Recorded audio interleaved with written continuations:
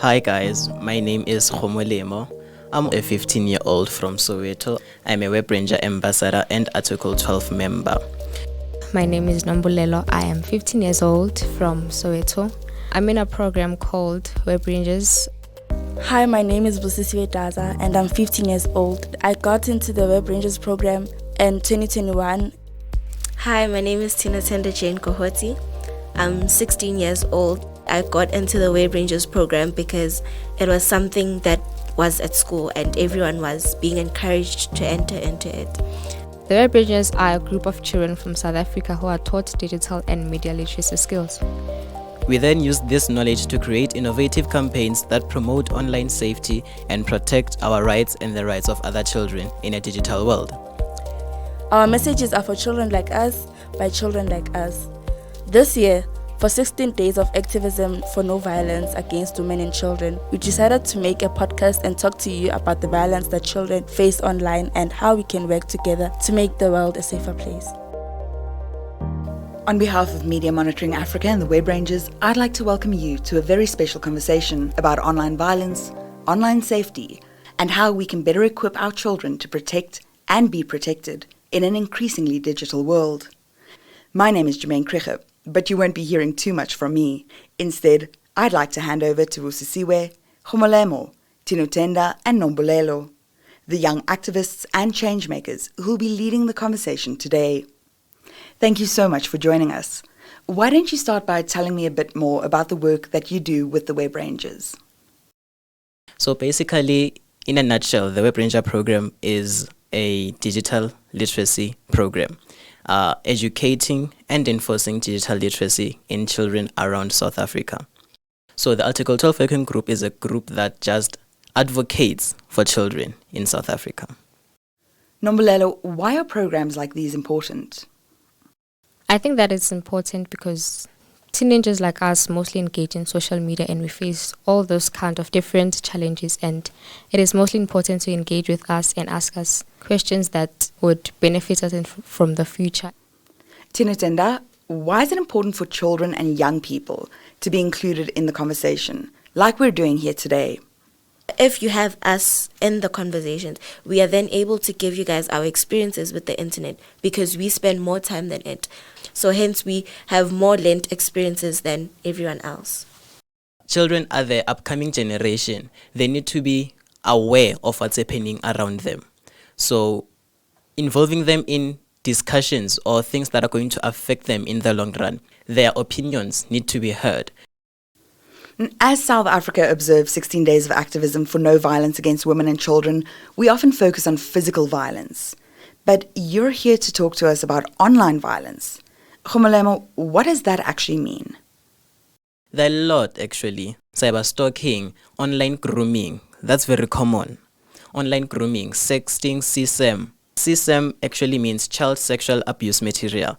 Any form of video or explicit image of a child. Those type of things are problems that are around us as children. I think that online violence is any form of harmful, aggressive, or hurtful things that might occur, especially in the digital world. It can take place as cyberbullying, hate speech, harassment, and it's very common because we are online and we mostly face it almost every day. I could say that online bullying is more of harassment through the digital space, as in that person may have your handles and whatnot, and because they have that access to you, they use it to harass you or they use it to take advantage of you. This is something that happens very often. Could you expand on this for us? Older people sending inappropriate videos online because they feel like I'm online, you can see me physical. So sexting is one of the biggest I consider. You're actually affecting a mindset of a child that I can do anything online, no one can see me. I think that the screen does offer a barrier. You are on the other end of the world and they are on the other end of the world. You will not see them when they start crying themselves to sleep at night. I also think that cyberbullying is one of the major problems that children face because I think their age mates provoke each other so that they can know how to pick on them, just taking advantage of them through the online space. Khomolemo? How do you feel about this? Maybe online violence for adults isn't that common, but among children, it's very, very common. What makes online violence different from physical violence? And why do you think people seem to care more about physical violence? People might care more about physical violence. If I hit you now, you would see the damage it caused. You'd be bruised up. I think people will actually want to see the results of the violence in order to consider it as violence. Honestly, I think even in the community, people take physical violence more seriously because it's something that they can see happen, right?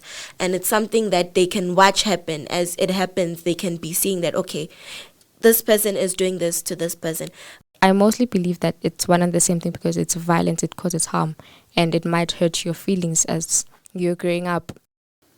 Do you think there are instances of spillover where online violence can actually lead to physical violence?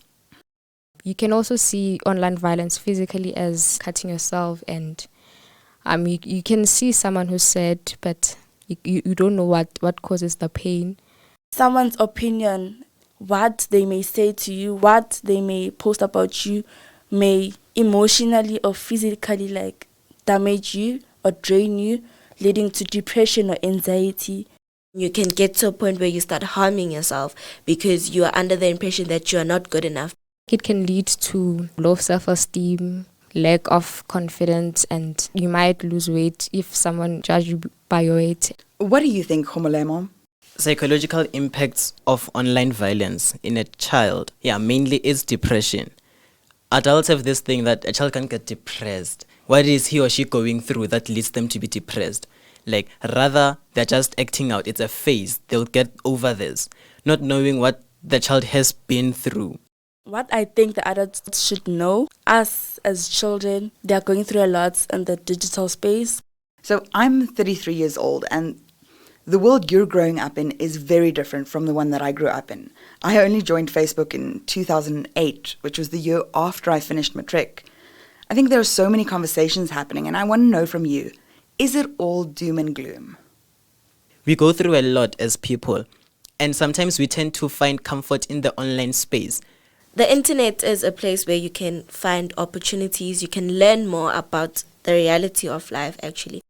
I mean, if that's the case, is the digital world really as bad and as toxic as it's sometimes made out to be? It's not always the bad things that happen. It's just that now we have people that use the internet to take advantage of other people. Can you tell us a little bit more about this? The digital space is full of, I think, cyber ills. People are getting bashed and, people are not treated the right way. It creates that psychological impact that I'm no longer safe here, but I can't tell my parents, I can't be vocal about it to anyone. They feel out of touch with life. Tinotendo, what are your thoughts on this? Young people need to be educated about these kind of things because these things happen. They need to be educated on cyberbullying, cyber stalking, all these cyber ills. Majority of my friends and people I know that are my age group, they're always in the digital world. Also, many of them, they don't know how to use it wisely or effectively. And then parents just feel like, he's going through a phase, he'll be fine. Yeah, it causes a lot of problems for a child. And it is important for young people to have a stronger relationship with their parents for something like this if they occur. Check up on your children because they are going through the most while they're quiet. While you think, no, the child is just growing up, so now these days she doesn't want to talk to us. Khumulelo, Uzisiwe, Tinotenda and Nombolelo, thank you so much for taking the time to talk to me today. My name is Jamaine Krige, and I've been in conversation with the Web Rangers. You can find out more about the work that they do on Facebook, Instagram and TikTok, or visit their website, www.webrangers.co.za. This is part 1 of a series of conversations where we look at online safety. I hope today has given you an introduction to the work that the Web Rangers are doing and a slightly better understanding of some of the dangers that children face online. Join us next time where the Web Rangers will be sharing how to spot a child in trouble, what to do if you're experiencing online violence, why it's sometimes hard for kids to open up, and what adults, teachers, social media platforms, and the government can do to make children feel more safe, both in the physical world and online. This conversation is brought to you by the Web Rangers and the team at Media Monitoring Africa, produced by Jamaine Krige and Kofi Zwana. Thank you for listening, and until next time, goodbye.